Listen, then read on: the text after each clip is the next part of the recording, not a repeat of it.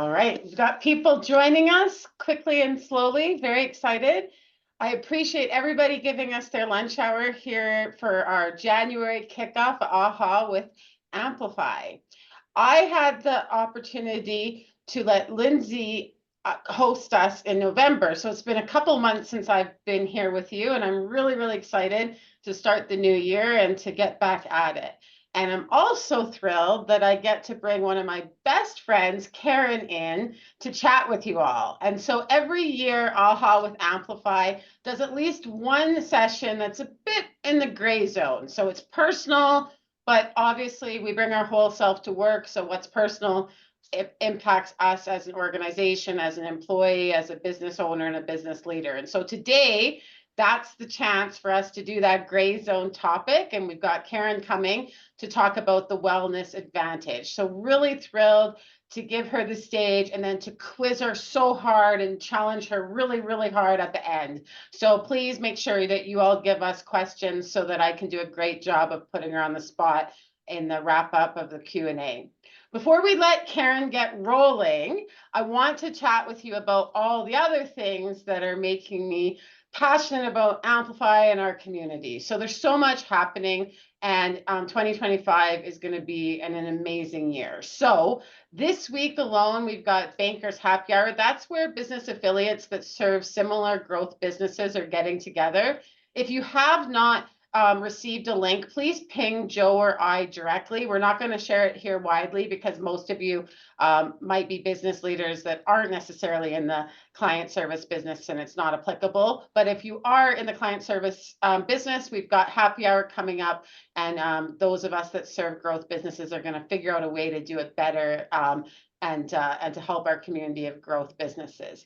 We've also got a live AHA with Amplify coming, and this is the first chance to pre-register right here at today's session. So we're very excited for Sean Freeman to be coming and for us to talk about modern technology. So we are going to have a live session. Those always sell out and they are limited. We only have about 65 or so seats. So please do register today if you're interested. This is the first chance pre-registration for the live event. All the information's coming shortly, and AHA members will get that in an email right away. So a live session at the end of February, first chance to pre-register is right here today.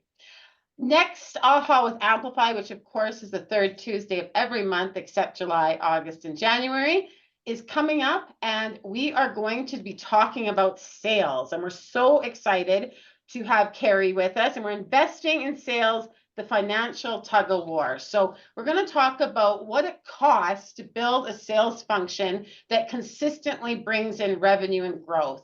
And we know that for the accountants that are here listening to us, it's always a challenge to see the salespeople spend that money and to see what the ROI is. And of course, for the salespeople that are in charge of that top line, it can be really, really frustrating when when the bottom of the income statement gets brought up too often and costs are constantly the topic. So we're going to talk about that tug of war and that important area of sales investment and how to balance it with cost management and growing a business. In March, we're talking strategy. Every year we have at least one strategy session, and our CGO, David, is bringing insight to us, which is a company that's going to talk to about strategy. So lots and lots and lots happening here within Amplify and within AHA.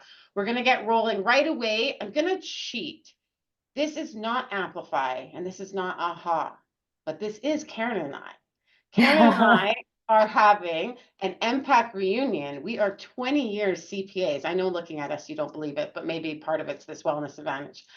So 20 years we've been CPAs, and on March 1st, we're having a reunion for everyone that wrote the UFI in 2004 and in 2003 and 2005. This is not an Amplify thing. This is not an AHA, but sometimes the host just gets to kibosh and take over. So that link is available. Ping Karen and I if you are a 2003, 2004, or 2005 graduate of writing the UFI and you want to join us for a reunion. It's going to be casual, simple, cheap, but super fun. And you'll get to hang out with Karen and I out in the wild. So again, I wasn't allowed to do that, but sometimes you just ask for forgiveness and you take over.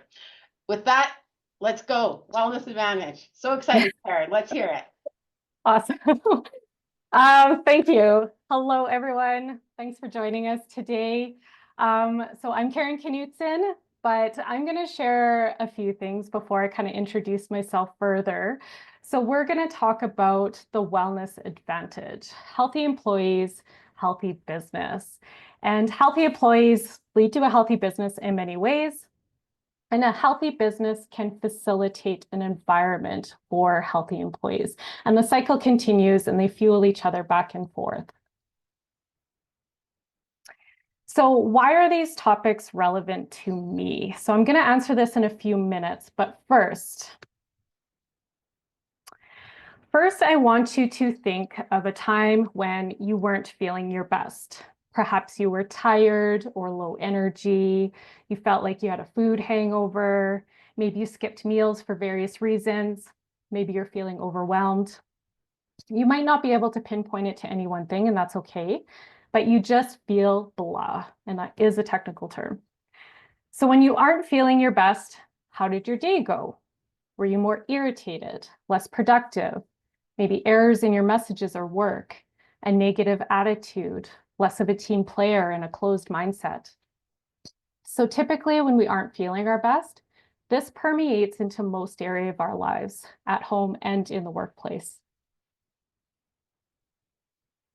So now I want you to think of a time when you're feeling great.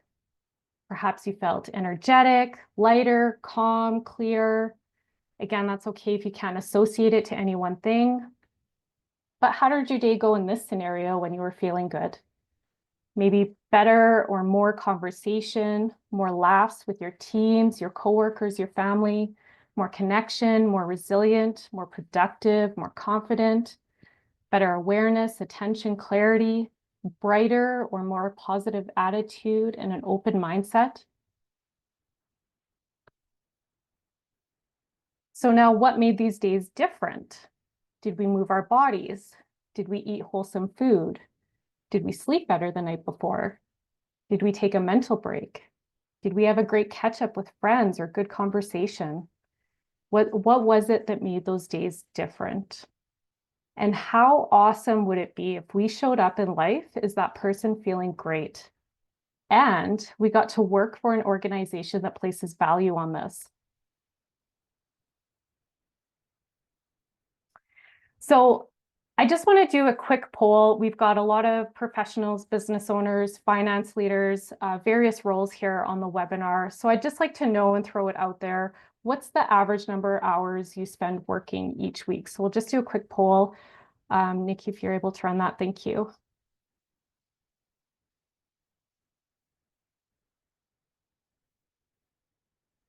And then you're able to show the answers after?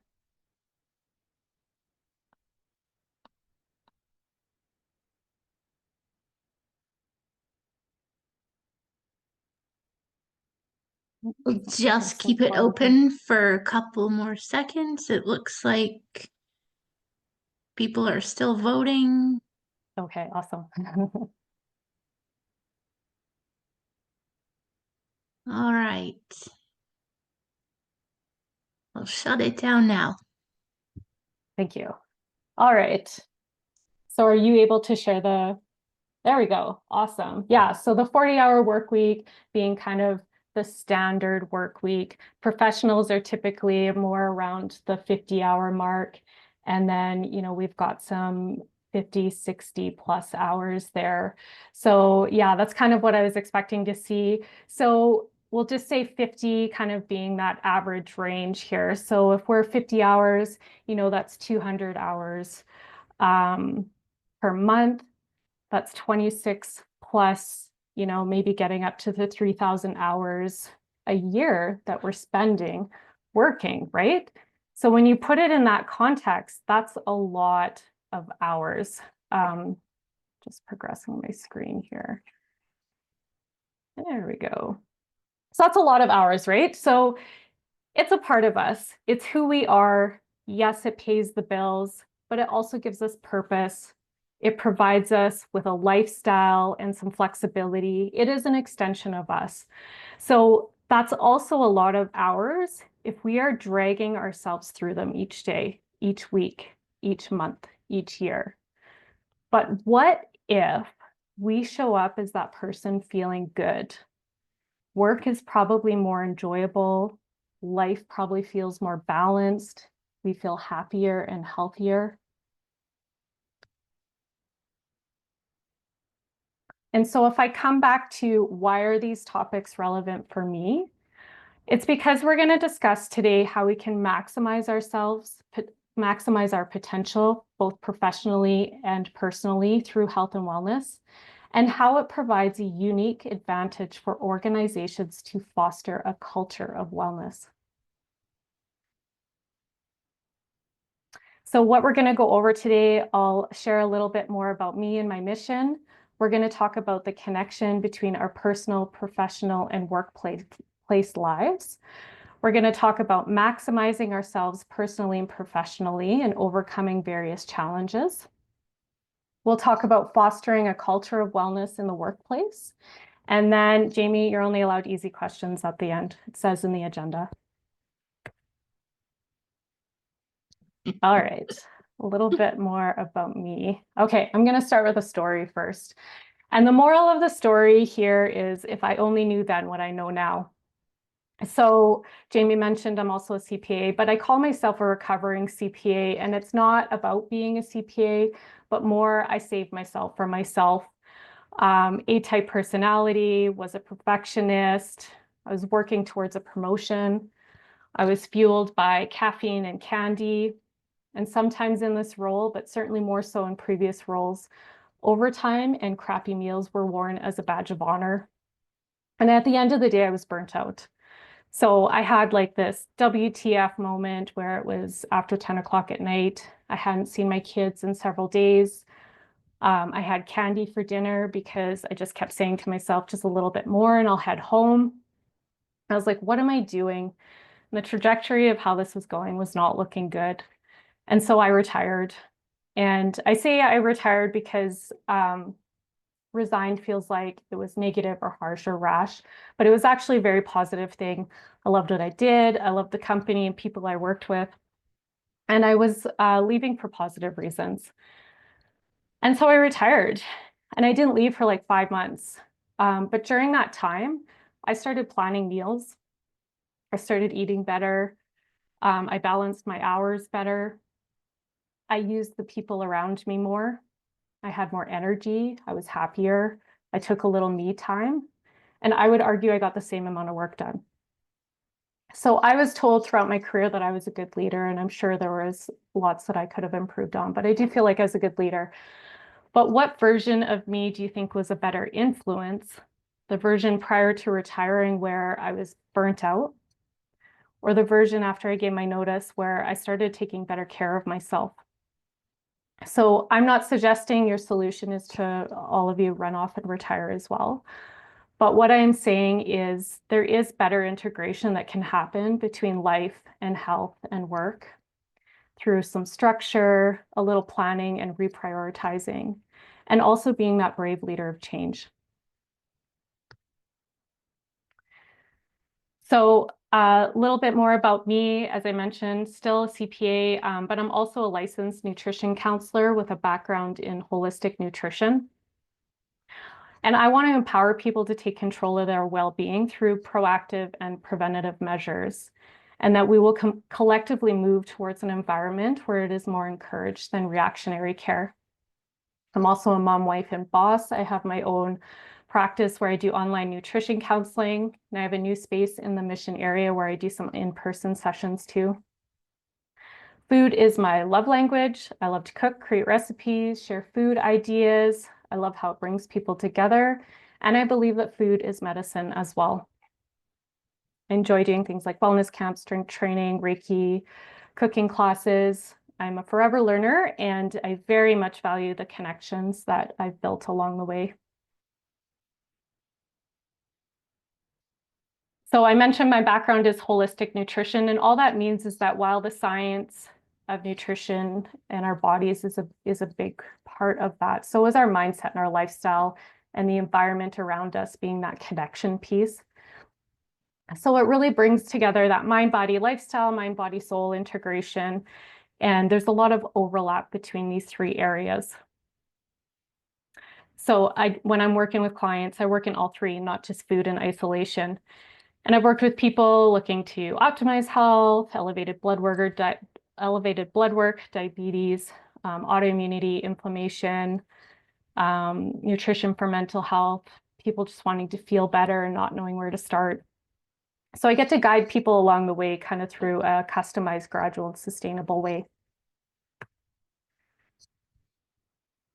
And my mission is to inspire you one person at a time to feel good and celebrate you as a whole person, and to be a positive influence by creating tiny ripples that expand to huge waves of change over time. So enough about me. I'm going to dive into connections. Let's talk about connection. We're going to talk about connection at the intersection. So you better hurry up, Jamie. I'm going to trademark this first. So I just threw this into Bucker, but I am talking about connection between these three areas where they intersect. And in my experience, we tend to view these areas of our lives separately when it comes to wellness. So let's try and find the sweet spot in the middle where it all connects, and how we do this for ourselves personally, the benefits we gain professionally, and then how we bring it into our workplace, and how the workplace can support us. Oops. Okay, so we're starting on maximizing ourselves personally and professionally. So this section is going to be a little bit heavier, and then we're going to lighten it up. So hang on here. But so far you're thinking, you know, that's great, but how do I have these feel great days? So we're going to talk about some of these common challenges to living a healthier lifestyle as a professional, and then we're going to get to the how. So we're going to go over high stress, being sedentary, our eating habits, inadequate sleep, the mental health strain, and work-life imbalance. And when you think back to my holistic nutrition kind of triangle, with all of these challenges, we have overlap here in science, mindset, and lifestyle and connection.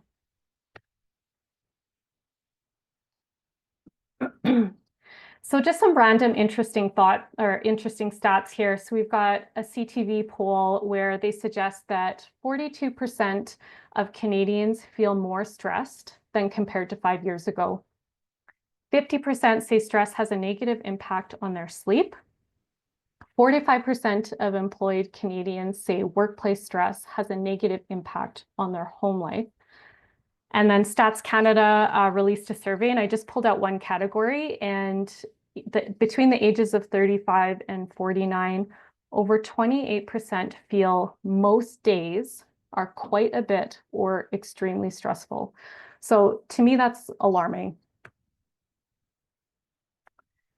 So when we look at chronic stress, so I'm going to dig into stress first because I feel like it's one of the largest issues. I kind of see it as a cortisol epidemic that fuels chronic disease. And we need cortisol, but unfortunately, many of us are operating in a chronic state. And it's really hard on our bodies, even if it's just this constant hum in the background that we don't even realize. There's a physiological impact happening. So if we have high cortisol, for example, it leads to increased blood glucose. Insulin starts pumping and then it's not working properly. It's trying to keep up, and it causes more inflammation and insulin resistance in our body. And then it impacts organs and organ systems like our cardiovascular system, thyroid and hormones, our endocrine system, impacts mood and more. So experiences you might be feeling with chronic stress is intense pressure, high expectations you maybe have of yourself or people have around you, operating in tight deadlines, frequent and critical decision making, leading to decision fatigue, feeling low energy or lethargic, irritable, maybe you're getting sick often. And stress isn't going away. So the reality is we live very demanding lives, and that's not going to change. So what we can change is how we manage that stress.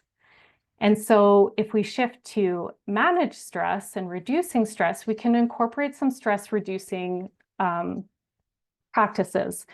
And these can be things like breathing, meditation, journaling, gratitude practice, yoga, reading, music. So before you discount these, because I know I would have in the past as well, there is a lot of science to support this.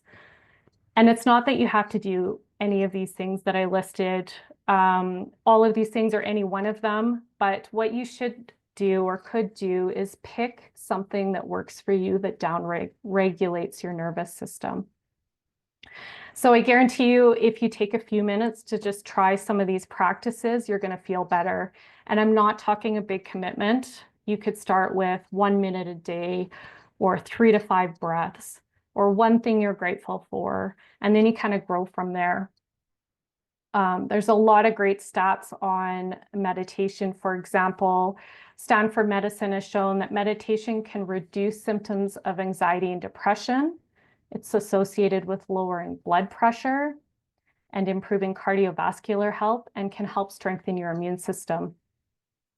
The National Library of Medicine shows sample conclusions of intervention for hypertension can boost cellular resistance by lowering stress, inflammation, and oxidative damage, and enhancing neuroendocrine regulation, showing positive evidence for improved cellular health and longevity.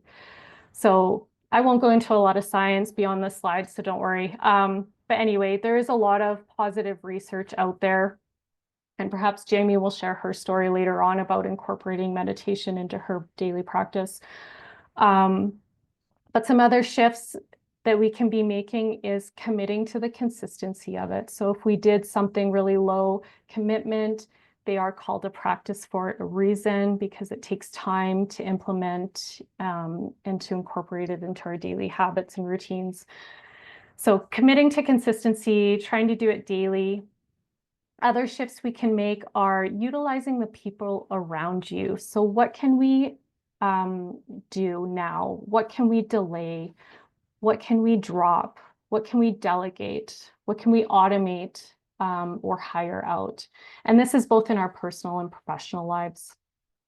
You could have a second brain, for example. So carry a notebook around you where you just brain dump anything and everything. There's no rules here. And there really is something to be said about pen to paper. And all of these things can promote more resilience. So moving to a more managed stress and regulated environment. Okay. So another thing here is moving from a sedentary to a movement lifestyle. So have you heard the phrase that sitting is the new smoking? A lot of us live very sedentary lifestyles. It's very common now. It can be very hard on both our bodies and our minds. There's a lot of stats out there that movement can significantly reduce symptoms of anxiety and depression. So many of us are likely sitting at a desk for a significant part of our days, sitting in meetings, combined with working long hours, could be combined with the fact we feel we don't have time for physical activity outside of work. And then we may be sitting in the evening trying to decompress from our day. And it actually goes against our physiology. Our bodies are designed to move. Other things we could be experiencing are things like poor posture, muscle loss, weakened bones, poor circulation, and increased inflammation because we're cutting off our circulatory system and also our lymphatic system. Who here has back pain? Who here wakes up with body aches and pains? Who here experiences mood swings? So a lot of this can be related to a sedentary lifestyle. So if we can try to shift to a more movement lifestyle, try to be creative here and think of, what you could incorporate into your day that could work with your day and your style of work that you do. To try and incorporate movement into every day. So maybe you could do things like walking meetings. I just need to adjust my screen here. Maybe you can incorporate a sit-stand desk and change positions often. Can you take movement breaks? Can you set an alarm to take movement breaks? Maybe you can have step challenges or take the stairs. Could you incorporate strength training? It's excellent for longevity. And again, starting with small periods of time to see if you can incorporate this as a daily practice and build some consistency. And you may notice some improvement in mood as well.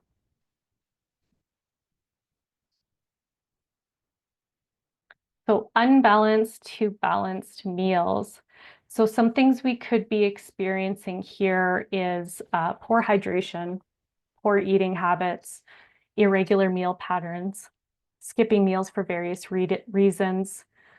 We may believe we're fasting, reaching for convenience foods that tend to be highly processed. We might be doing mindless eating where we're just eating in front of a screen. Could be experiencing unwanted symptoms, low energy, increased inflammation, and again, body aches and pains. So if we shift to more balanced meals, maybe we can make sure we have water always present. Have a big bottle of water with you right at your desk so it's staring at you right in your face. Could you have meal ideas handy and ready to go that work well for you? Can you batch prep or batch cook where you prep it once and you enjoy many? And, if that's not your jam, you could order from great resources. There's a lot of great meal delivery services out there. There's personal chefs. And you could also add to that to try and extend the life of it so that, you do this prep once or have it together once, but then get more meals out of it than just the one. There's a lot of pre-prepped food in grocery stores in the produce and deli sections now. You could have groceries delivered. Pack a food bag. Start to make that as part of your daily routine. Try and incorporate a consistent eating schedule. Can you keep healthy snacks on hand at your desk, in your car, at home? So you've got some healthy things just ready to go in a pinch. And then one thing I'll finish here is a great rule of thumb can be, as you're preparing a meal or grabbing a meal, trying to balance your plate where you're getting 25% from protein, 25% from a healthier carb, and 50% from fruits and veggies. And if you're balancing your meals kind of out like that, it stabilizes really well throughout your whole day. All right. Inadequate sleep to quality sleep. So some things we could be experiencing is often when we're busy, we tend to take away from our sleep bank and we can't get that time back. We may be consistently not getting enough hours. There could be things on our mind and we're restless, might be consistently getting poor quality sleep, waking up feeling unrested, can impact our mood. It takes away from our recovery. We could be dragging the next day, feeling unproductive. Just going to take a sip of water, got it in my face. And some shifts we can be making is actually placing value on it and prioritizing it. I think we tend to not place as much value in sleep as the benefits that we get. But how amazing do you feel when you've had a good night's sleep and you wake up probably feeling really productive and recharged? Things we can do is have a consistent sleep schedule where we're going to bed at the same time and waking up at the same time. And so with these things, I'm not saying never have an event or never go out or anything like that. I'm talking just your normal, general day-to-day. We could have sleep hygiene where we're starting to wind down our evening to prepare us for a good night's sleep. We could do a brain dump or those other stress-reducing practices that we talked about. We can avoid eating heavy meals late at night, and because the digestion actually takes a lot of work and our body prioritizes it. So our body wants to be fueling during the day when we're most active and resting through the evening. And so if it's prioritizing digestion, it's not prioritizing rest, recovery, and detoxification. For moving our bodies during the day, if we're balancing our meals during the day, that can help us have good sleep at night as well. And so it allows for that recovery and detox.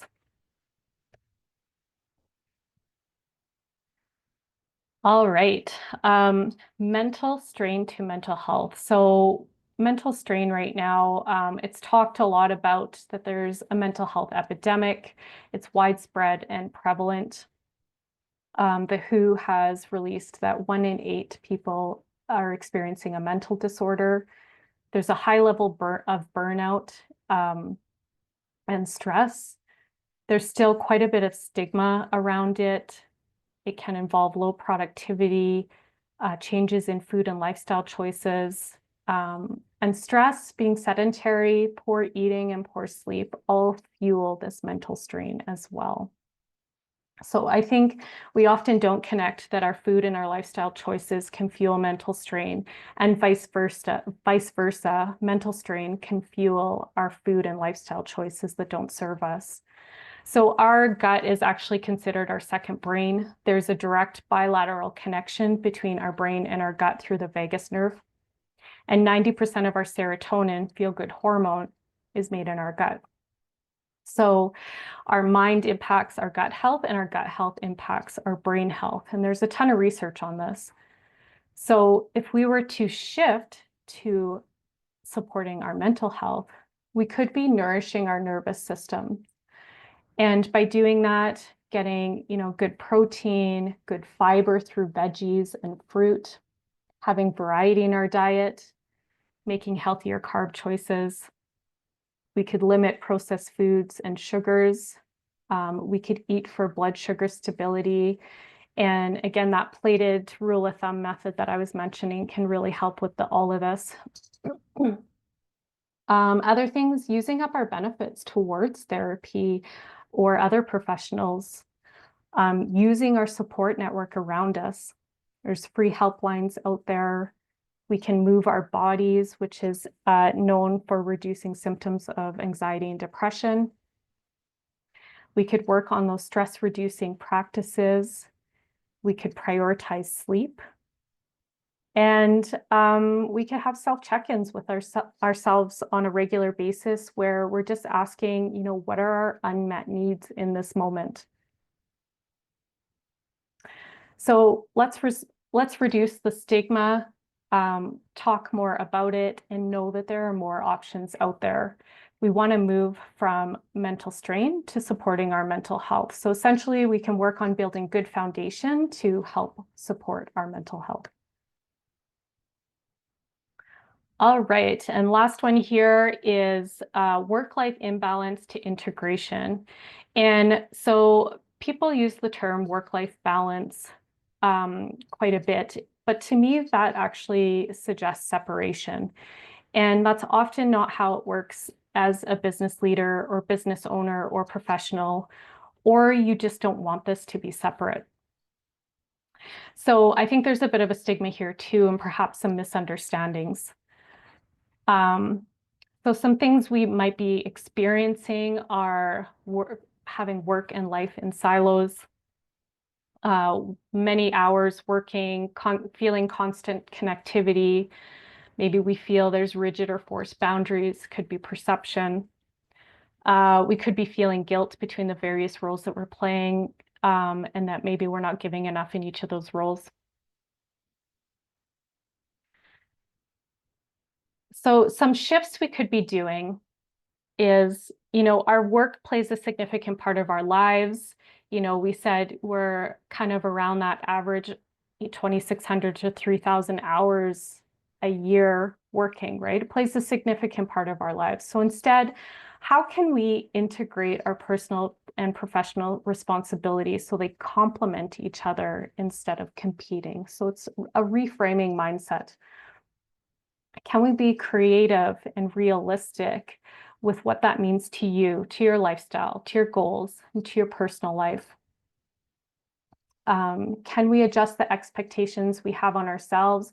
Can we adjust the expectations that we have on our family, our teams, and management?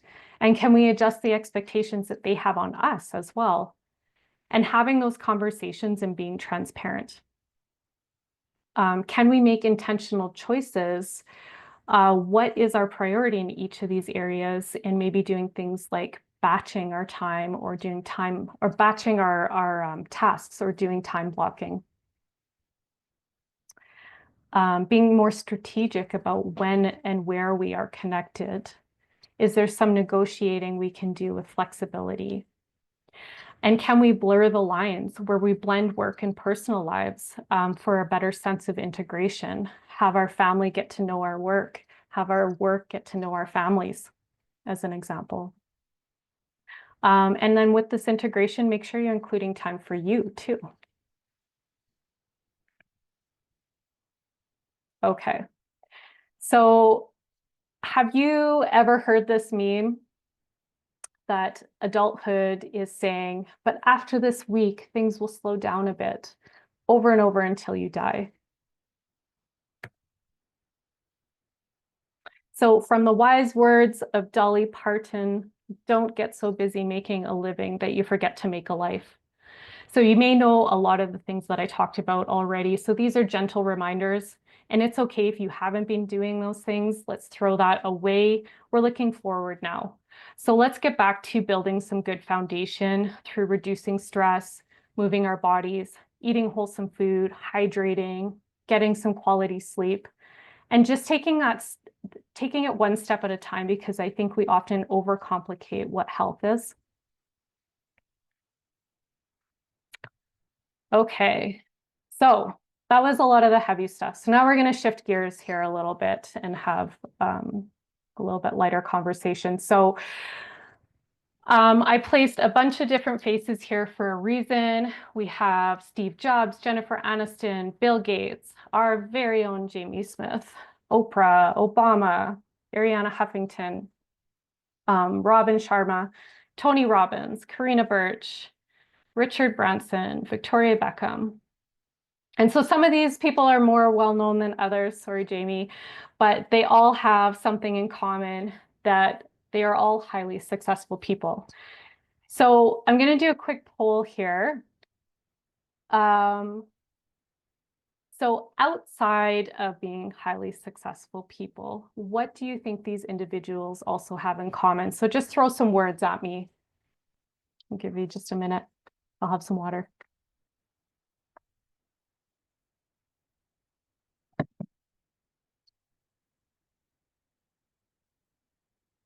I'm hoping you're able to show them up at on the screen at the end.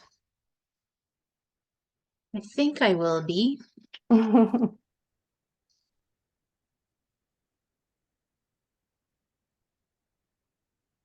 Votes are still coming in. So what do they have in common outside of being highly successful? I'm curious what the answers are going to be. Give everybody a couple more seconds here. Looks like it's slowing down a bit. All right. Last minute ones are rushing. Okay, here we go.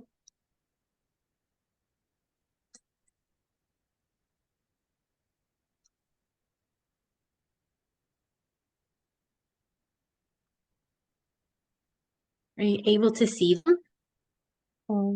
No. No. Maybe you can just throw some out there. Give me a minute. I might have to download them. One sec. I can read Carry them. on. Yeah, You can read them, Jamie?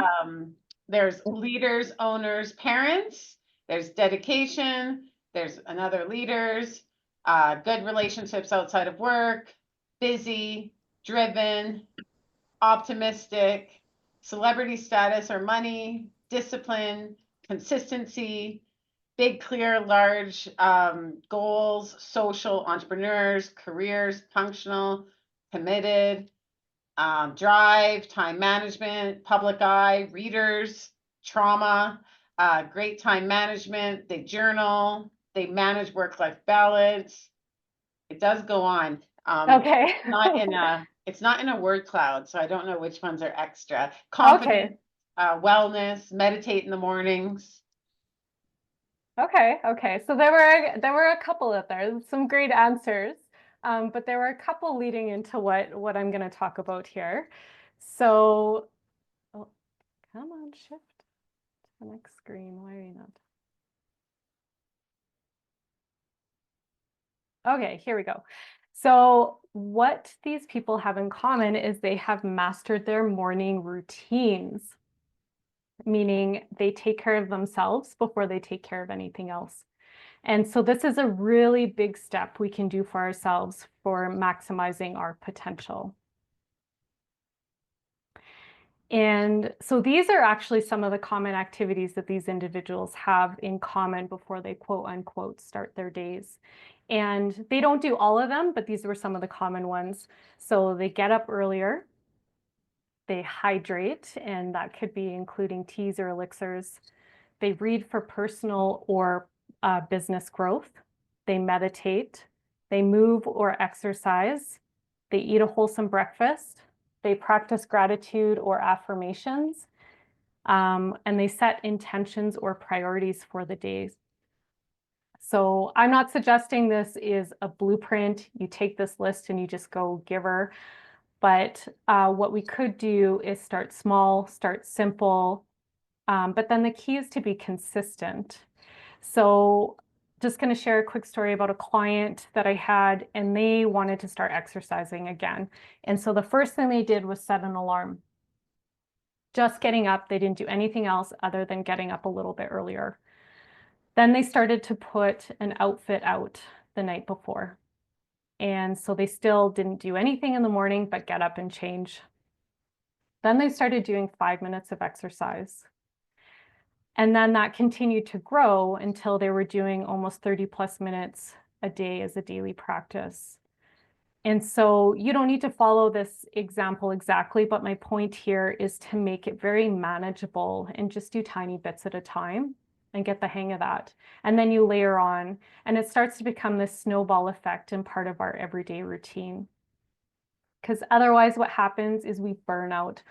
There's probably a lot of people on here that get really excited about things where you just want to do it all, do it now, and do it with perfection. But what we need are sustainable, long-lasting shifts in our habits. This is not a fad or a trend. So if you start to set some time aside for yourself and fill your own buckets first, this will start to permeate through your whole day. And already this could be helping you with stress reducing practices, balancing your eating, moving your body, and supporting your mental health. Okay, I'm going to do one quick poll. I think this is the last one. So again, throw some words out at me, but what do you think is your number one challenge when it comes to improving or maintaining your health? So we'll just give everyone a minute here.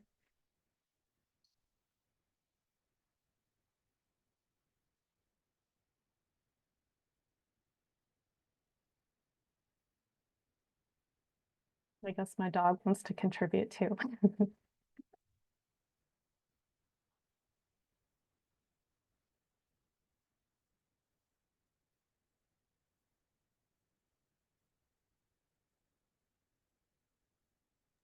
So what Right, is the number one? we're at number one? We're at about 50% participants. So last chance, Okay. and we're going to end it. Yeah, what's the number one challenge when it comes to improving or maintaining your health? So I'm going to read them again because I'm not sure if the sharing really works, but inability to maintain habits, a lack of time, getting the motivation, eating well, time, alcohol, that's an honest answer, more time, exercise, watching calorie intake, prioritization, more on calories, consistency, sleep. So lots of things that you've already touched on, Karen. Energy, meeting other people's needs, and compassion for mental health. So those are some of the main ones we saw. Okay, yeah, yeah, those are, yeah, a lot of common ones. Awesome, thank you. So yeah, these are big ones that I see over and over again with clients. So time was mentioned quite a bit. Motivation came up a few times too when Jamie was speaking. Consistency, yeah. So time, overwhelm, and nothing ever works for me comes up quite a bit with clients. And so the time thing again here is keeping it super small, super simple, low time commitment, but that consistency piece. And so a lot of times the overwhelm, not knowing what to do or where to start, just start. It's progress over perfection. Nothing ever works for me. And so let's succeed on purpose, and try to get away from this all or nothing approach or all or nothing feelings. And the time for sure is number one that comes up all the time, no pun intended. But do we make the time now or be forced to make the time later? And so let's talk a little bit more about how. Come on, slides. There we go. So talked a lot about challenges and then how do we implement? And so you've probably heard of the compound effect by Darren Hardy, and he uses the small formula, which I've alluded to several times, is small choices plus consistency plus time equals radical difference. And so it's the strategy of achieving our goals through small choices that are seemingly insignificant, but eventually lead to something great, like making nourishing decisions each day that align with our goals of maximizing our potential. So some tools are, one tool I like to use is adding in. So asking yourself, what can I add to this moment? If we're waiting for a call, can I add in stretching? If we're grabbing a meal, can I add in a veg? If we're on the phone, can I add in walking around? If we're on a Zoom call, can I add in having some water in front of us or in front of me to hydrate? So what are these little things that I can add in? Another tool is utilizing moments. So when you're having those feel-good days or those feel-good moments, that's the time where you have more capacity, probably physically and mentally, to try working on new habits. And so if you're continuing to work on those habits when you're feeling good, it tends to be your default when you're not feeling good anymore, instead of those old habits that don't serve you anymore. Another tool is not all at once. So I see a lot of all or nothing feelings very often. And so again, it's that start small, start simple, and low time commitment, but trying to be consistent. And that's where you're really going to see the progress. So don't worry if it's not perfect. Progress over perfection. Do little by little. So for example, if you skip breakfast all the time and you want to be fueling your body during the day, so you're going to start with breakfast. So maybe your first thing that you're starting with is, I'm just going to have breakfast this week. And if it only worked 2 to 3 times this week, that's 2 to 3 times more than you were doing last week. So it's progress. So I think we're, give ourselves some grace. I think we're really hard on ourselves when it's not this all or nothing or not perfect. Habit stacking is another great tool. So it involves a trigger, a habit, and then celebrating. And for example, if hydration is a concern, we all go to sleep. So having a big glass of water ready to drink as soon as you wake up can help develop this habit of hydrating during the day. So the trigger being waking up, the habit being drink water. And then celebrating in whatever way feels normal to you or natural to you. But what it is doing, it's an important step because it's creating these positive associations with this change that you're making. So you're starting to rewire your brain. Another example could be if you want to make sure you're having breakfast. So you start setting alarm to be consistent with breakfast. So the trigger is the alarm. The habit is making breakfast, and then, you know, you celebrate like, yes, I had a solid breakfast to start my day. So if you take nothing else from this section, I would just say, don't overcomplicate it and just start small and get back to that foundation. Okay, and then when we're taking care of ourselves, things that we can gain both personally and professionally is decreased illness and sick days. They're not fun, they're stressful, it's a lot to coordinate. And we don't want forced days off, we want intentional days off. We're more productive in life, not just in work. We have improved mood and mood regulation. We have more energy, focus, clarity. We feel better, improved connections, higher confidence.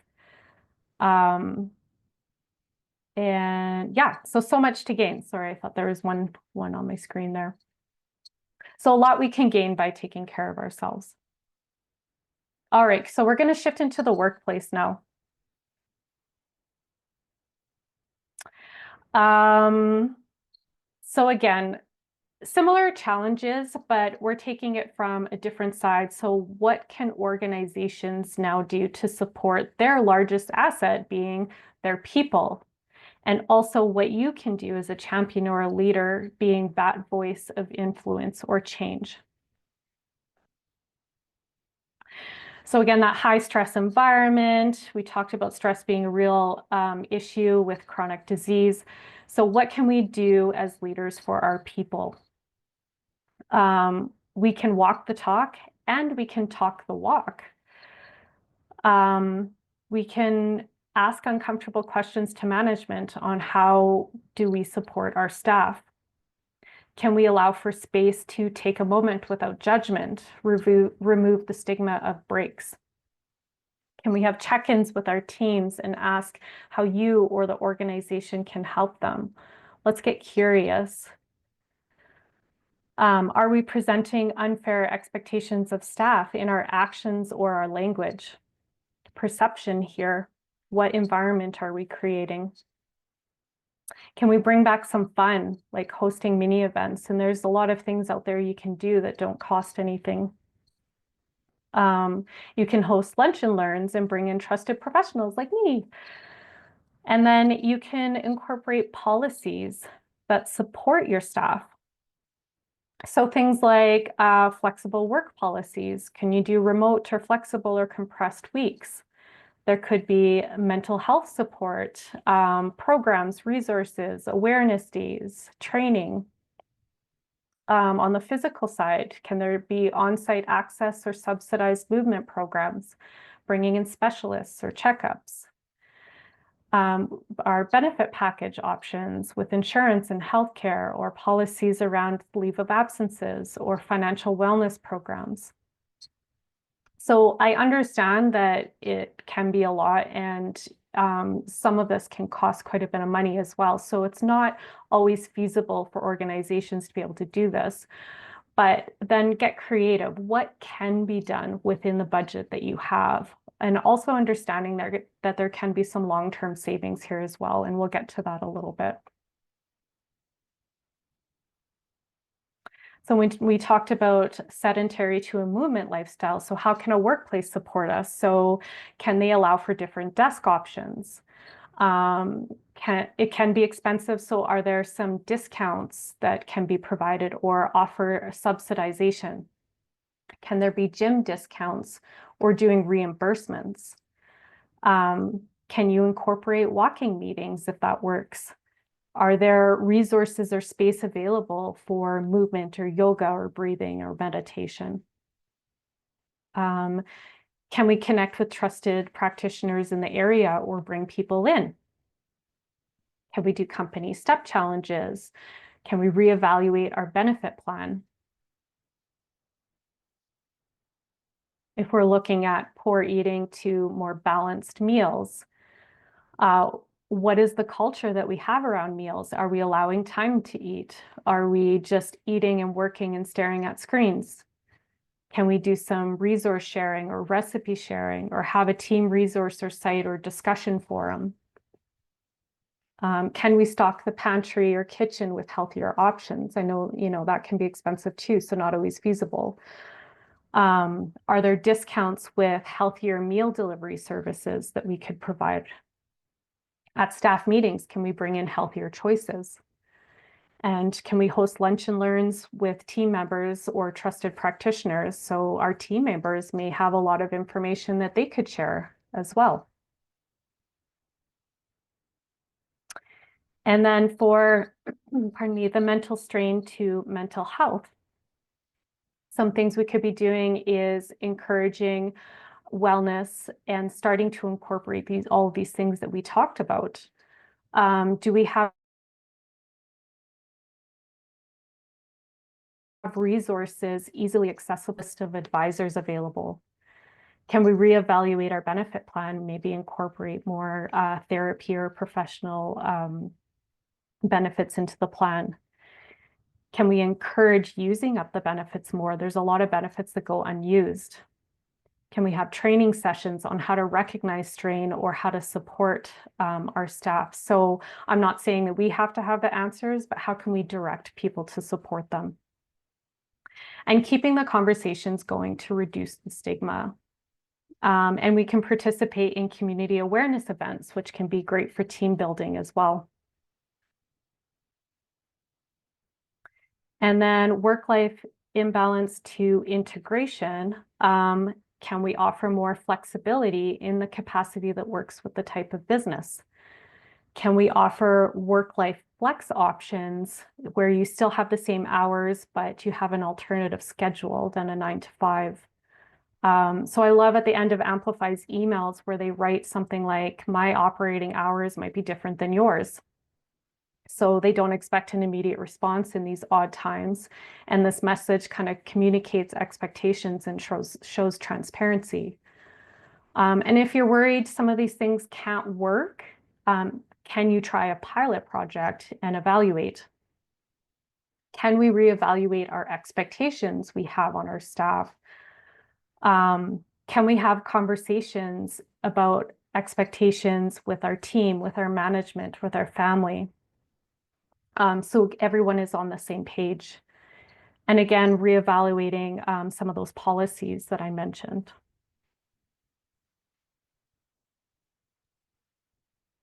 So how do we do this? So we probably all have a pretty broad network. So we could reach out to our network. You could reach out to me for ideas. Again, conversations. Be the one to start these conversations. Be that brave soul. Have a task force or a committee focusing on one thing at a time. Can we run surveys or gather ideas from staff? Champions, can we have champions in our organization to help implement some of these changes?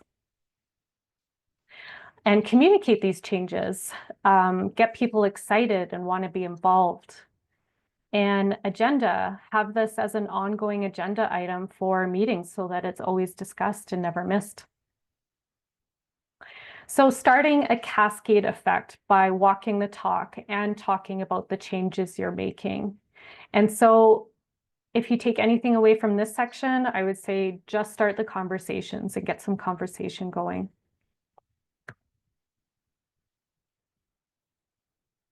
All right, and what your organization can gain from all of this is that it leads to a happier, healthier, and more productive workforce, while also benefiting the bottom line and overall success for organizations. So if we have decreased absenteeism, we have less time away from work and more people more engaged to be at work. We have increased productivity, so more people have more cognitive function and energy to tackle the day. Enhanced morale, we feel like our company actually cares about us, and it fuels those feel-good vibes. Reducing stress, we're more clear and open to contribute. if we have improved balance, we feel like we can better manage our personal and professional responsibilities. Better retention, there's more loyalty and an increased desire to stay. So turnover actually costs a lot of money. Reduced insurance costs, there might be less leaves of absences or more preventable conditions. Attractive recruitment. This is a great selling feature. So how many of us would want to work for a company that actually cares about its employees' wellness? It all kind of creates this positive, enhanced culture where it's a more supportive working environment and higher job satisfaction. And improved workplace health and safety, so perhaps less incidences. So let's get creative and get curious and start creating those ripples that expand to big waves of change over time. And let's thrive at that intersection. So we talked about how we can do this for ourselves personally, the benefits we gain professionally, and then how we can promote this in our workplace. So again, let's find this sweet spot where it's a shared responsibility, where we look out for ourselves, we look out for those around us, and we start to ask the questions on the things we can do as champions or leaders or business owners. All right. So I love getting the opportunity to talk about this stuff. I could go on all day in each of these areas, kind of breaking them down even further, but I hope that this has benefited and ignited you to be a leader of change for yourself and for your organization. Thank you, Amplify, for having me and letting me be the wellness spot for AHA with Amplify. And yeah, I guess we'll close there and I'll take any questions. Oh, dun, dun, dun. So anybody who has questions, make sure you get them in right away. We're going to spend some time with Karen and then wrap it up by 1:30 at the very latest, maybe earlier. She's got her contact information there. We'll obviously send that out in an email as well. And in addition, just a quick reminder before we get into Q&A, February, we're really excited to talk about sales and the tug of war between sales and investing in that department and growth. At the end of February, we're doing modern technology with Sean Freeman and his team, and we're really excited that's live and it will sell out. So do make sure you scroll back up to the opportunity to register because that will sell out and pre-registration is open to you guys first. So those are a couple things I just want to point out, but we shared everything else at the beginning and in the chat. Let us know those questions and I'll make sure to facilitate them. So I guess the first thing I'll talk about is you made a comment about meditation and then put me on a board with people I didn't belong with in terms of success, and that I shared what I shared with them certainly isn't success, but definitely the morning routine. So wanted to talk about that since you alluded to it. And for those of you that don't know my story in regards to that, when I was finishing up as a CFO and facing that massive challenge personally and professionally of not earning my living as a CPA, I didn't look at it the same way Karen did as retiring and an opportunity to like totally change directions. I looked at it as like more of an imposter, as in who's going to pay me to be a business leader instead of an accountant. And so that was a very tough time for me. And that's when I was rolling off of my client, which was Amplify's first client, and no longer going to serve clients directly or be a CFO and just be a leader within Amplify. It was very, very difficult time. And so it was funny because I was watching the kids play baseball, listening to a podcast, and Oprah was talking about meditation, and she always does, right? But I paid more attention to it. Then I went to work and had this like weird corporate counseling session. It was a team building exercise at Bear Hill. And in it, we were supposed to mention our mentors or who we looked up to. And I mentioned Oprah. And the guy beside me, great man, Joel, he said, Joel says to me, Jamie, Oprah does the same type of meditation as me. And that felt like a brick to the head. That's like, this can't all be a coincidence that all this happened within a few days when I'm looking for something to help me get through this moment. And I started started meditating right away within a week of that conversation. I signed up, enrolled, and I do TM for those of you that were wondering the type. So that's transcendental meditation. And I'm going on, I think it's like, was it be 4 years strong, Karen? And I do meditation every work day, 20 minutes in the morning. And my friends say that I'm way better to hang out with, and my business partner and my husband say I'm way better to work with and live with, etc. So it really has changed my life, and it's a 20-minute commitment a day, transcendental meditation. So I can say with certainty that that morning routine and that mindfulness can change a life, and it definitely has mine. So and I was very much the type of person who thought I couldn't meditate. So Yeah, awesome. I love that you shared that. I wasn't sure if you're going to share it or not. yeah, no, it made a big difference. Now I'm in a new cycle of a new switch in my career where I feel like an imposter, and I need the meditation magic bullet. So we'll have to see if I can figure it out in this conversation. Okay, so question, time. I want to spend some time on time. Certainly, time is a complicated one because it came up probably the most frequently in the poll that you did. And I think it is the biggest excuse we hear, but it's real. Like, time is not infinite. There is a very short amount of time available for all of the people that would take the time to listen to us here and get this CPD credits and learn. They're most likely in a pretty good career. And so that's taking a bunch of time, as you showed in the poll. We're talking 40, 50 hours on average, some more. And a lot of them have kids. We know that takes time, plus all the other things that go on in life. And so time is challenging for sure. And Karen, obviously you mentioned a few ways to tackle the time challenge, but what if you could just say like one thing in your life that's made a difference with that time challenge, what would you like to emphasize or seen in clients, I guess? Yeah, so it's the just start. I think we spend so much time worrying that we don't have time than just taking a leap. Like literally just getting up and moving your body for 5 minutes and coming back. You probably feel fresher working on what you're doing, or, having a drink of water, or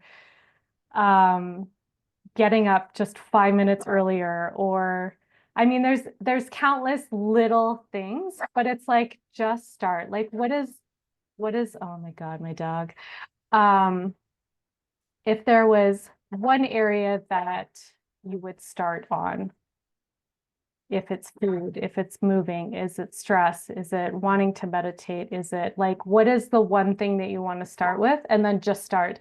Like, how many times are we doom scrolling through social media? How many times are we spinning our wheels on thinking about, well, to be healthy, I've got to do this, and that's so many things. I don't have time for it. So it's like that, just start, just pick one thing. I don't care what it is, just one thing, just start, and then keep it super small, keep it super simple. And then see if you can do that again the next day, and then the next day, and then the next day. And it just keeps building momentum. And then you're so proud of accomplishing that one thing that it just keeps fueling you going forward and starting that cascade effect. Does that make sense? Does that answer your question? So time is a funny one. So it's what can we, and those, I love this tool, and I learned this in PwC years ago, but it's like, what can we do? What can we drop? What can we delegate? What can we automate? What can we hire? Like, we only have 24 hours in a day, but what are we spending those 24 hours on? So reprioritizing can play a big part in that. But I do feel like, again, sometimes it's just this mindset shift where we're in our heads about it so much that we stop before we even start. Yeah, no, that's for sure. I think the amount of time, ironically, we spend on the planning can eat up quite a bit of time that we could just get going in motion, right? Yeah. You mentioned the quote. It wasn't one of the ones you had on the slide, I don't think, but it's such a dismal quote, but I like it because it's real. And I won't get it exactly right, but something about like if the time you don't spend today, like how much time is it going to spend when you get sick or whatever. So what's that Oh yeah. again? It's like if you take the time now or be forced to take the time later. Yeah, and I think that that one's not certainly not fun, but I think it's one that resonates. And what I would tie that to a bit, and certainly with the audience we have here, you know, if you if we think about money, right? And one way to get time back is to spend some money. And you mentioned outsourcing, right? And so maybe part of it is, what are you spending your time on, and and you just mentioned the PwC list that we grew up with, right? Yeah. What could you delegate? And in a personal world, delegation is essentially outsourcing. And if you're dying sick and spending all your time in the healthcare world, but you happen to be rich because you took the time to clean your own house or you took the time to cook your own food, what are you really benefiting from, right? And maybe that's something to look at too, is that a lot of people on this call would have the time to outsource certain things and then use it for wellness, and all the various ideas that you brought up. And certainly time has a constraint. And so if you want to get more time back, one of the ways to do that is to pay people to do things that that you're doing that aren't helping your overall wellness. And so I think that that one is simpler but often forgotten. And certainly I am by no means a wellness expert or even a wellness example, but I'll still be arrogant enough to say what works for me. And that has made a big difference, because without spending time on domestic duties, it does give me an opportunity to be high energy and do a lot of the things that matter to me. And it's not cheap, and it's certainly a sacrifice financially and sometimes in the marriage, but it overall works. Yeah, exactly. Awesome. So, one thing I wanted to bring up actually, because you had a really great list of mindfulness ideas. We already talked about meditation. There was many others that you mentioned, but one I think that gets understated is reading, actually. From a science perspective, I pulled it up because I once had a level up goal on reading, as you know. Like, reading can help with emotional intelligence. It can help with brain health, cognitive decline, stress, depression, sleep, longevity. And I think that one's kind of worth mentioning, because sometimes we think about reading as like almost like a guilty pleasure, like, oh, you're reading that smut or that silly novel. But actually, reading can hit a lot of the benefits that you were talking about. And then, when we talk about habit stacking, maybe that is your guilty pleasure, but it's actually making a difference. So I'd love to see what your thoughts are. I know you spent some time over the holidays reading. What's your thoughts on how reading could be incorporated and help with wellness? Yeah, so I have always kind of used reading as like this educational thing. And that actually just recently shifted for me. And that was my aha moment, with that reading can be for pleasure too, and not just for educational purposes. But yeah, I started listening to audibles that were just like random, Christmas stories, or this random one, or Dolly Parton, or whatever. And yeah, it's just, it can be anything. It can be anything that it is downgrading your downgrading your nervous system, regulating your nervous system. And yeah, so you brought up basically all of those benefits that you listed out, and that could be across the board with any of these things that we talked about. But maybe it's not reading for someone, maybe it's music, maybe it's singing, maybe it's, it could be knock jokes, or bad dad jokes. Like, there's so many different there's so many different things that you can use to downgrade your nervous system. And it doesn't have to be some of those woo-woo things that make us feel uncomfortable too. So maybe it is audible books, maybe it's smut, maybe it's, anything that just have some fun with too. Yeah. Awesome. This picture is Next, we're going to distracting talk me. about connection at the intersection. I happen to have this handy when you mentioned it, so I decided to bring it up. And so connection at the intersection, I don't use it very frequently anymore because of some of the stigmas associated with the word intersection in the world of woke versus not. But I used to love ranting on and on about connection at the intersection, so I appreciate you remembering that. And so the idea there is that at the intersection of health and longevity, success and happiness is connection, and how important that it is to put time and effort into relationships and prioritize that. And I was super excited that you brought it up and you emphasized it. Let me hear a bit about that. You've done a great job. You've made a point of keeping our girls group connected, bringing in new people, and always spending time on that. I think you're a role model of it, but a lot of people find it hard, or they're very responsive when it comes to connection and relationships. So why do you think that's worth it, and fits into the same talk as nutrition and meditation and all those things people would have expected you to talk about, and maybe they didn't think that that was going to be on the list? So I kind of see this as, how are we filling our buckets? Well, maybe first, what are our buckets? What are our different buckets that fuel us, that rejuvenate us, that reset us, things like that? So you have these various buckets. For me, I have many buckets, and one of them is friendships and connections. And so I need that bucket filled on a regular basis, as well as some of the other buckets that I have. So that might not be as important to other people. Maybe they don't get the same rejuvenation from that. Although we are hardwired as connective beings.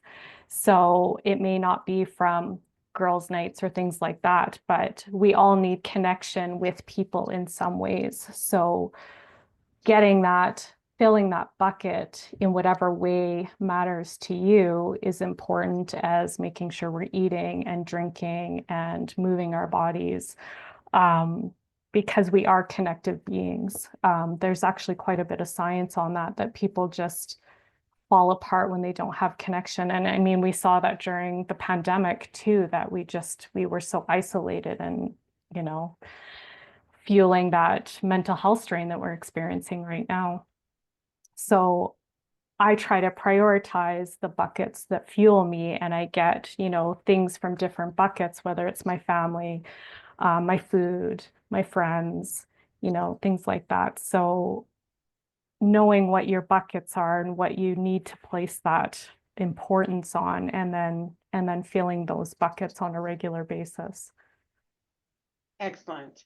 So habit stacking, you mentioned. I like that idea. I've heard a lot of people use it well. And for those of us that are time sensitive, which is most of the people on the call, there's obviously some extra benefit towards habit stacking.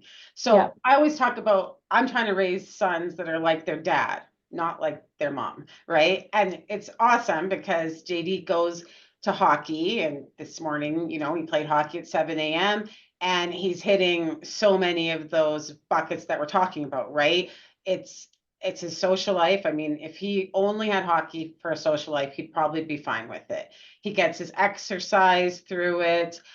He gets connection from a networking business perspective. Like, it's endless how many buckets get hit when he goes out and just plays, beer league hockey, though at 7 a.m. I don't think they drink beer, but you know what I mean, rec hockey. Mm-hmm. And I'm hoping that my kids have the same opportunity, because I have that opportunity in the summer. We're great and committed to golfing, and I love it because it's social, it's outdoors, it's exercise. Everything Yep. about it is easy. Like, it's not hard for me to commit to being an avid golfer, despite the fact that I remain terrible as a golfer. But in the winter, I struggle big time because I'm not a team player, in the sense that no one wants me on their team. And so it's really hard to find movement that hits more than one bucket. So that's my personal experiences. But, habit stacking, what are some of the other good examples? I know our good friend Rena said the other day, like, you're not allowed to watch a certain show or guilty pleasure unless you're on the treadmill or on the bike. So that's a classic one, but it is one that works. Like, we know that works. Other people, you talked about the doom scroll. Some people only doom scroll if they're sitting on a Peloton, right? So there are those things where you match like the bad and the good, but you can also match like lots of good, I guess. So what are some Yep. client examples or your own examples that you've seen where we can habit stack, because it hits that biggest burden, which is time. So I love the idea of habit stacking. Yeah, so even just on that connection piece, I think you do a good job of like having lunch meetings. So you're getting in that connection and you're fueling your body at the same times. And so a habit stacking in that regard could be how you're ordering your meal. Are we getting some protein? Are we getting some fiber from vegetables? Maybe we can choose a healthier carb. So we're stacking in nourishing our body, we're stacking in connection. And, maybe you have to walk to that restaurant that you're meeting at too. So then you're stacking in some movement as well. So right there, you've hit 3 boxes. Those mastering the morning routines is a great way to stack. Get up, drink your glass of water, meditate for maybe 5 minutes, move your body around if you can, and then start your day or whatever. So having kind of mastering this morning routine is a great way to habit stack as well, because you could cover off almost that whole list of things that we talked about. Some other habit stacking, let me think. So if you're trying to integrate your work more and your life more, having that work-life integration, maybe you're waiting with your kid at, I don't know, a doctor's appointment or something like that. And that can be some focused connectivity to get some administration done, but you're still being a support for your family. Or I know when you're at some of these baseball games or hockey games or whatever, that is your time to do all of your social media. So you're getting some good marketing in for your business while also getting to watch baseball or hockey or whatever. I think it can go towards that add-in mentality or tool that I kind of mentioned too, is getting creative with whatever you're doing, whatever moment you're in. Try to get creative as to what you can add to that to reduce that time feeling that you don't have time to do something, being on the call and moving your body, ordering a meal and also ordering a side vegetable with it. What else did I say? Oh, if you're, like you've probably seen me hydrating lots while I've just even been on this Zoom. So I'm, getting a lot of water in and doing this webinar and talking about all of these awesome things. So I think get creative. Our lifestyles are all very different. Our demands are different. Our jobs are different. Our family commitments are different. If we have a family, get creative but keep it simple. Keep it simple and small. Keep it small, keep it simple.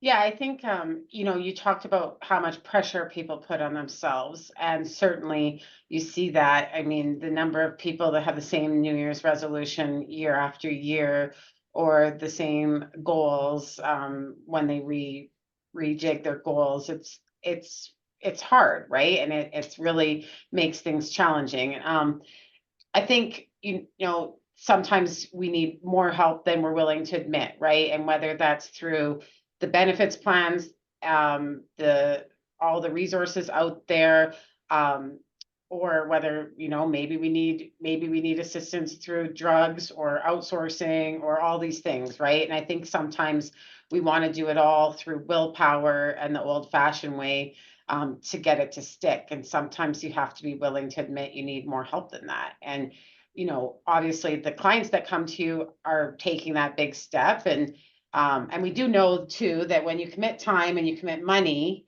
and you commit and you're vulnerable enough to ask for help, that's a pretty good trifecta, right? your money's committed, your time's committed, you've taken the big step of identifying the problem and asking for help. Like that trifecta can be enough just to get rolling. Not that every client's going to be successful, I'm sure, Karen, but what do you see with those clients that are willing to get the help and take the big steps? You know, what is that light bulb moment that gets them there? Yeah, so like, are you talking about when they're thinking of making the step or they've already made the step? Yeah, either one. What gets them there? What gets them there is, you know, where do you want to be a year from now? And how would you feel if you didn't get there in a year? You know, I think we get stuck, we get in our heads, and if we don't want to be in the same place a year from now, like, let's pretend we have all the time in the world, we have all the money in the world, you know, what do you want a year from now? And that tends to get people to make that commitment because they just don't want to feel the way they feel right now anymore. And so that kind of gets them going. That can be a bit of I guess, a light bulb moment, because if you just mentally say, you know, if you have all the time and all the money, you know, what changes would you make? What would you want to do? What would you want your health to look like? What would you want your life to look like in a year? And so they take the leap because they don't want to feel like the same way anymore. And then while they're working, you know, I think understanding that it can be as simple as these foundational things like sleep, like water, like having some healthier food options, like moving our body, and building this foundation slowly and layering on, I think tends to give them that light bulb moment while they're in it and while they're working on it. Because I think we do overcomplicate the changes we need to make. And then just having somebody guiding you through that step by step and layering it on as you go And along. holding you accountable can make a big difference. Holding you accountable, you know, yeah, somebody in your corner to cheer you on. So there's two elephants that are still in the room, and we've got 3 minutes to go. But Ooh, there's hot topics. I don't know about everybody else's when they're scrolling what comes up, but certainly we've got Ozempic is a hot topic and red yeah, light is a hot topic. yeah. So quickly, what are your thoughts on those two things when it comes to wellness? Because I feel like they're in the news, and to have a wellness session in 2025 without putting you on the spot for those two would be too easy for you. Yeah, so here's the thing. There are countless tools, right? There are so many different tools. And if Ozempic is a tool that works for somebody, that's great. There's what I would say is there's no magic pill for anything. There's no, you know, so even red light therapy, there's no magic pill for aging. There's no magic pill for weight loss. There's no magic pill for, you know, any ailment you may have. It tends to be many things, right? So you can be using all these different tools. And so if Ozempic is a tool that can work to help you progress towards your goals, that's great. And what else? You know, it's probably not the only thing you're going to do. It's probably not the only thing you rely on. Red light therapy can be a great tool for cellular regeneration, for inflammation, for arthritis, and for fine lines, things like that. So red light therapy can be a great tool as well. And so there can be so many tools in your tool, but in your tool, what do you call it? Tool bag. You know what I'm talking about. Yeah. I'm not in construction. So anyway, there's so many tools in your tool belt. And so that can be, or both of those can be tools that you're using for longevity and health. But it's likely not the only things that anyone can be using, and it's likely not the only things that you should be using essentially. And with Ozempic, you know, people get a lot of results on that, and hopefully it gives them a kickstart forward into the direction they want to go. And then you want to start to consider what plans you put in place in the meantime to start to come off of it one day as well. Excellent. So lots of tools out there.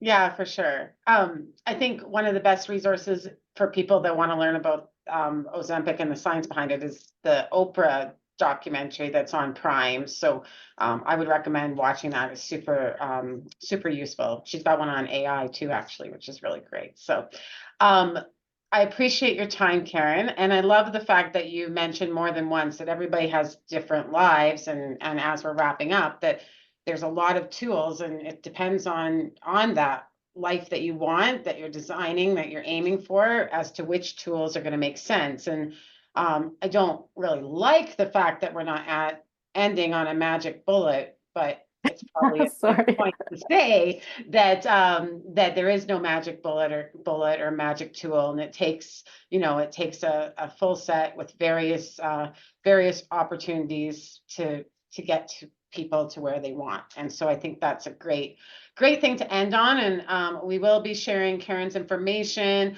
Someone asked for more information on TM, so we'll share that. We didn't have it handy to put in the chat, but we'll definitely share that.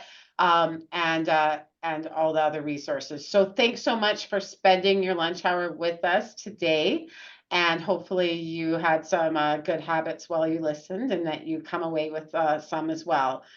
Really, really appreciate it. Thank you, Karen. Oh, thanks for having me. I really appreciate you having me. This was fun. Have an awesome day. Talk to you later. Bye, everyone.